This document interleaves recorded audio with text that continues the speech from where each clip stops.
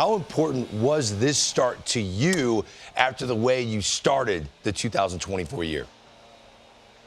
Yeah, I mean, selfishly for me, it was a big start, just confidence-wise. I don't feel like I was very far off of getting back to myself and feeling good about, how I've been throwing the ball. But results are important here. You can feel as good as you want and do all the things right between the week, but the most important thing is coming out here and getting your job done when it's your turn. So felt like I overall threw the ball a lot better today, but, really just got the results I was looking for.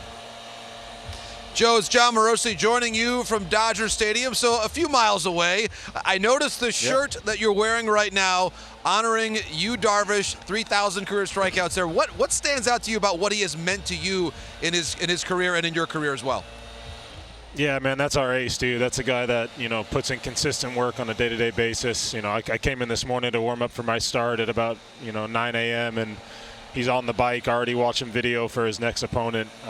He's just a tireless worker, constantly looking at film, looking at ways to improve, looking at, what of his 11 pitches he wants to use against the lineup coming up. And I relate to that a lot. I got a lot of weapons, and getting to watch him go the day before me is extremely helpful, seeing how he attacks guys. We got a lot of similar weapons and how we pitch. So pitching off the breaking ball is a big thing that he does. That's kind of how I like to pitch. And my last two outings, I haven't really done that. I feel like I came into this season with the idea that guys were going to be adjusting to me, and maybe I needed to make an adjustment with how I pitch and how I attack guys. And felt like I was really getting behind the eight ball out of the start. And, when I tried to go to those breaking balls as the game went on, I felt like I was having a hard time getting the feel for them. So I think today went out there doing what Darvish did and using the spin early in the game and, kind of just showing them a little bit of everything and getting a good feel for those pitches. So as the game went on, I felt sharp and consistent with those, was able to use the sinker and the four-seam a little bit more as the game went on, which has typically been my attack plan, get them looking soft and then use a fastball late.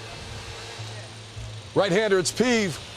Great start today, What's my up, friend. Pete? The team needed you, and you bowed your back in a big way. You just talked about Yu Darvish. I've talked a lot about the rotation. We saw what you're capable of, and we know that. Talk about King. Talk about some of the guys around you and why we believe in this Padres staff.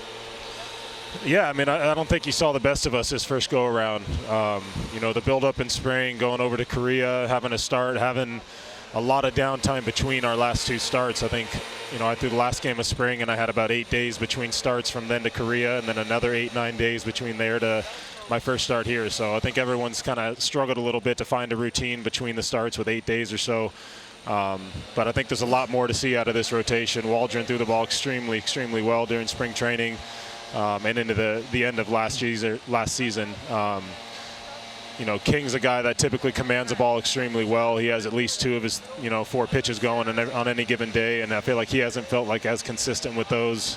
The 7 walks the other day was very uncharacteristic of him. So there's a lot of good things in this rotation. I think typically what we do well is we fill up the zone and we attack guys with a lot of different weapons, and we didn't do that extremely well this time around. Hopefully getting back on a 5-day rotation will help guys kind of settle in and get into that routine. But a lot of good stuff in this rotation and a lot of ways to get guys out, multiple times in a game. So, hey, Joe, it's Harold here. I didn't realize, man, that's a long time between starts trying to keep yourself timing and rhythm and everything else. Hey, I want to ask you a community question, because whether it was Pittsburgh or now back home in San Diego, you're always involved. When we talk about the time away from the field, tell me about some of the things you're doing in San Diego and how you're able to do all that and still be able to get on the mound.